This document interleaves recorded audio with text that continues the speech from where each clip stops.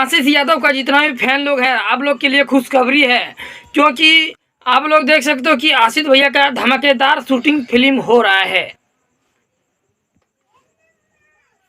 कहीं ना कहीं आशीष यादव बहुत ही तगड़ी से इसमें फाइट किया गया है और बहुत ही रोमांटिक भैया आशीष यादव का फिल्म शूटिंग जारी है। तो जितना भी आशीष यादव भैया का फैन है तो आप लोग एकदम तैयार रहिएगा, क्योंकि भैया का फिल्म काफ़ी ब्लास्ट आप लोग के बीच आ रहा है। मतलब आशीष यादव का इतना ब्लास्ट आ रहा है आप लोग के बीच, फिल्म वीडियो है। अगर इस वीडियो भैया आप लोग के बीच आएगा ना, बोलेगा कि फिल्में है, लेकिन दोस्तों ये 4 से 5 मिनट का वीडियो होने वाला है आप सबके बीच बहुत ही जल्द। दोस्तों आशीष यादव लेके आने वाला है, तो आप लोग रेडी होके रहिएगा। अभी इसका डेट ही ऑफिशियल डेट नहीं आया है इस गाना का, लेकिन आ जाएगा। फिल्म जैसा ही बनाया गया है, मारपीट भी थोड़ा होगा, बहुत मतलब अच्छा नया क्वालिटी के साथ वीडियो आप लोगों के बीच आ रहा है दोस्तों।